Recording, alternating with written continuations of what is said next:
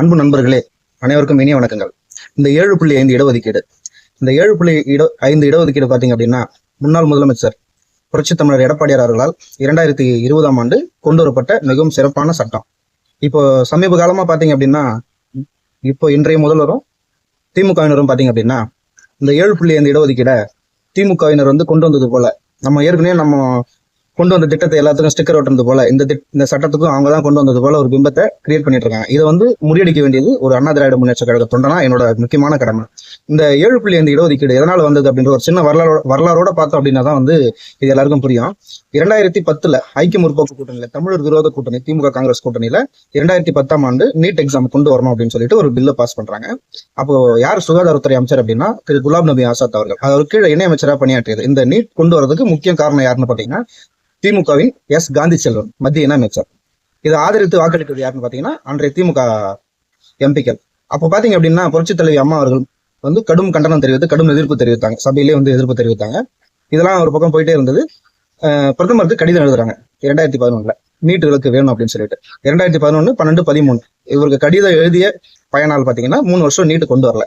அதுக்கப்புறம் 14, 15 கொண்டு வரல. 16ல எல்லா ஸ்டேட்டும் கம்பல்சரி நீட் எக்ஸாம் எழுதி ஆகணும் அப்படின்னு சொல்லிட்டு வரும்போது அன்றைய பாரத பிரதமர் திரு நரேந்திர மோடி அவர்களுக்கு கடிதம் எழுதுறாங்க. ஒரு அவசர சட்டம் மூலம் 2016லயும் நீட் விலக்கு தமிழகத்துக்கு கிடைத்தது. மறுபடியும் 2017 கம்பல்சரி எல்லாரும் எழுதி ஆகணும் அப்படின்ற ஒரு சூழ்நிலை வந்தபோது நம்ம அதிமுக சார்பா ஒரு சட்ட போராட்டம் நடத்திட்டு இருந்தோம். அன்னைக்கு நம்ம தான் ஆட்சியில் இருந்தோம், போராடிட்டே இருந்தோம். இந்த திமுக எதுக்கு இவங்க ஆதரிச்சுட்டு இவங்க நம்ம அண்ணா திராவிட முன்னேற்றம் கொண்டு வந்த மாதிரி ஒரு பெரிய பிம்பத்தை கொண்டு வந்துட்டு நாம சட்ட போராட்டம் நடத்திட்டு இருக்கிற டைம்ல இவங்க மக்களை தூண்டி விட்டு, மாணவர்களை தூண்டி விட்டு, தற்கொலைக்கு தூண்டி இதை அதிமுக கொண்டு வந்தது போன்ற ஒரு பிம்பத்தை ஏற்படுத்திருந்தாங்க. இதால 2017 முதல் முறையா நீட் தேர்வு எழுத போன மாணவர்கள் மன அழுத்தத்தால நிறைய பேர் இறந்து போனாங்க. இதுக்கு முக்கிய காரணம் யாருன்னு பாத்தீங்கன்னா திமுக தான்.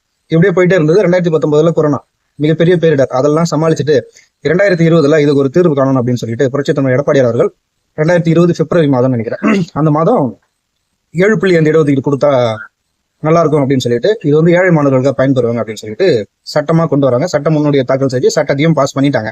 இதுல ஆளுநர் ஒப்புதல் தரணும். யாருடைய அழுத்தத்தாலும் ஆளுநர், அப்போதைய ஆளுநர் திரு பன்வாரிலால் புரோஹித் ஒரு மாதமா பெண்டிங்ல இருக்கு.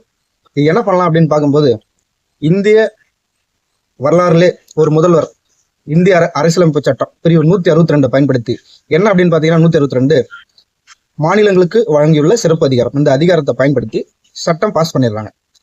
இதுவரையும் எந்த முதல்வருமே அந்த சட்டத்தை உபயோகித்ததே கிடையாது. முதல் முறையா புரட்சி தமிழர் எடப்பாடியார் அவர்கள் அதை பயன்படுத்தி ஏழை மாணவர்கள் பயன்பெறும் வரையில் அரசு பள்ளியில் படித்திருக்கிற மாணவர்களுக்கு இடஒதுக்கீடு, அரசு மற்றும் தனியார் மருத்துவக் கல்லூரிகளில் இடஒதுக்கீடு வர்றதுக்கான இந்த சட்டத்தை பாஸ் பண்ணிட்டாரு. அப்பவே என்ன சொல்லிட்டாரு அப்படின்னா கல்லூரி கட்டணம் மற்றும் விடுதி கட்டணம் பாத்தீங்க அப்படின்னா அந்த மாணவர்களுக்கு அரசே அந்த செலவை ஏற்றுக்கும் அப்படின்ட்டாரு. இன்று வரை 2026 இன்று வரை பாத்தீங்க அப்படின்னா 3000க்கும் மேற்பட்ட மாணவர்கள் இதால பயனடைஞ்சிருக்கிறாங்க. இதுல அதிகமா பயனடைஞ்சது யாருன்னு பாத்தீங்கன்னா ஏழை மாணவர்கள், ஏழை கிராமப்புற மாணவர்கள் தான் இதுல அதிகமா பயனடைஞ்சிருக்கிறாங்க. இன்னொரு விஷயம் என்னன்னு பாத்தீங்கன்னா 2021 நாங்க நீட் விலக்கு நாங்க வாங்கி தந்துருவோம், அந்த ரகசியம் என்கிட்ட இருக்கு அப்படின்னு சொல்லிட்டு திமுக வெறும் பிரச்சாரம் பண்ணுது. ஒரு பொய் பிரச்சாரத்தை பண்ணி ஆட்சிக்கு இது வரலாம் நீட் விலக்குக்காக என்ன செஞ்சிருக்காங்க அப்படின்னு பாத்தீங்க அப்படின்னா ஒண்ணுமே கிடையாது. இதை கொண்டு வந்தது திமுக காங்கிரஸ், ஆதரித்தது கொண்டு வந்தது எல்லாமே திமுக காங்கிரஸ். ஆனா அதிமுக கொண்டு வந்தது போல ஒரு பிம்பத்தை உருவாக்கி புரட்சி தமிழர் எடப்பாடியார் அவர்கள் கொண்டு வந்த இந்த திட்டத்துக்கும் ஸ்டிக்கர் ஒட்ட முயன்று வருகிறார்கள். இது ஒரு காலம் நடக்காது. இவர்கள் நீட் விலக்கு கொண்டு வருவாங்க அப்படின்னு பார்க்கும்போது அதை கொண்டு வரல. இப்ப குரூப் 2 எக்ஸாம் தான் கேன்சல் பண்ணிருக்காங்க. புரட்சி தலைவருக்கு எப்படி சத்துணவு திட்டமோ, புரட்சி தலைவர் அம்மா அவருக்கு எப்படி தொட்டில் குழந்தை திட்டமோ, அது போல புரட்சி தமிழர் எடப்பாடியார் என்றால் 7.5 இடஒதுக்கீடு வரலாறு பேசும். இது மக்களுக்கு தெரியணும் அப்படின்றதுக்காக இந்த வீடியோ. மக்களை விழிப்புணர்வோடு இருங்க. இந்த திமுக யாரோ பெற்ற பிள்ளைக்கு தன் பெயரை வைப்பதற்காக முயற்சி செய்து கொண்டிருக்கும். நன்றி, வணக்கம்.